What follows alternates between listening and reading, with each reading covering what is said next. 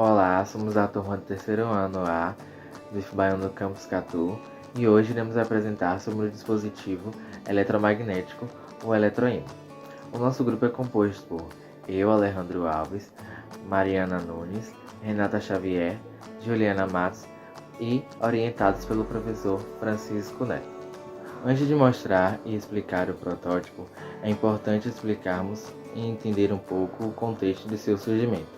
A história do eletroímã tem relação com o físico dinamarquês Hans Christian Olsen, que observou que a passagem de corrente elétrica pelo condutor gera um campo magnético ao seu redor. Ele observou que a agulha de uma bússola defletia em sua posição de equilíbrio quando havia próximo a ela um fio condutor pelo qual passava uma corrente elétrica. Baseando-se nisso, 5 anos depois, o britânico William Studdevan desenvolveu o primeiro eletroímã, atestando que, quanto mais forte a corrente elétrica passar pelo condutor, mais forte seria a força magnética gerada. Todavia, o fato de não existir fios isolantes à época limitou o funcionamento desse eletroímã, uma vez que só se podia enrolar um fio poucas voltas espaçadas umas das outras. A popularização do eletroímã se dá na década de 1830 pelo cientista americano Joseph Henry, a qual aprimorou e potencializou o eletroímã de estude por meio do uso de fios isolantes. No entanto, apesar do desenvolvimento dos eletroímãs ao longo de todo o século XIX, a teoria que explica o funcionamento de núcleos ferromagnéticos só foi desenvolvida um século mais tarde, em 1906, pelo físico francês Pierre Ernest Weiss. E a teoria quântica por trás desses núcleos começou a ser desenvolvida na década de 1920. O eletroímã é um dispositivo eletromagnético formado por um núcleo de ferro envolto por um solenoide.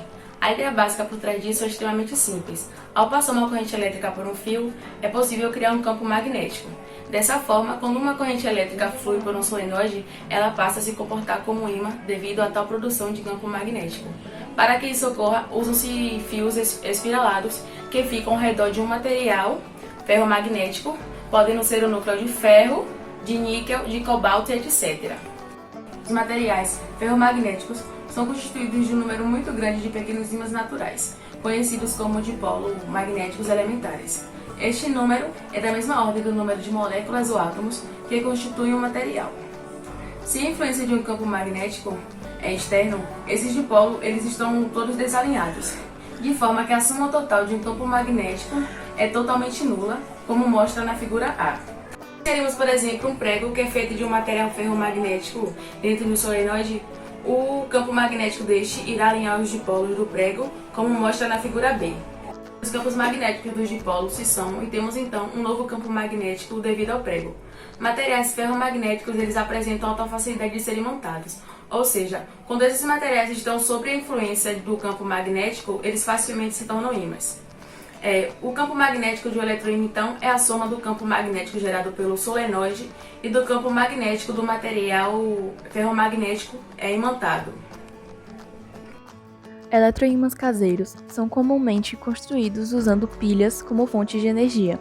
Entretanto, no nosso, elas foram substituídas por uma fonte de computador. Para ligar e desligar a fonte, foi usado um interruptor de luz normal.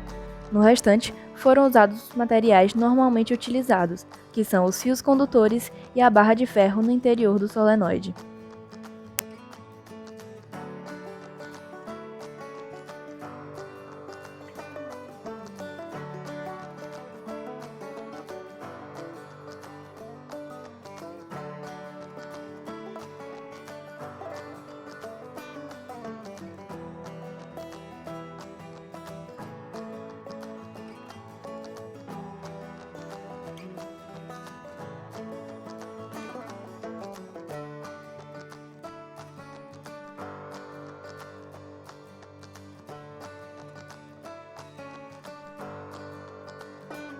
Quando uma tensão é aplicada ao fio, nele será gerada uma corrente elétrica que, por sua vez, induzirá o surgimento de um campo magnético no eletroímã em questão.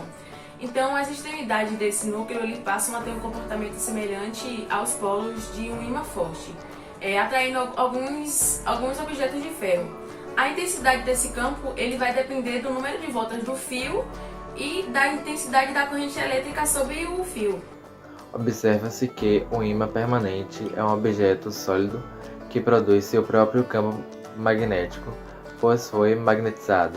Já o campo eletromagnético dos eletroímãs pode ser ligado e desligado, já que é produzido pelo fluxo da corrente elétrica.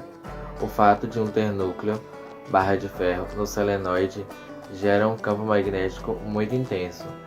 Devido a essa propriedade, os eletroímãs têm muitas aplicações, dentre elas os motores, os telefones, nas indústrias, em construção naval e em guindastes eletromagnéticos.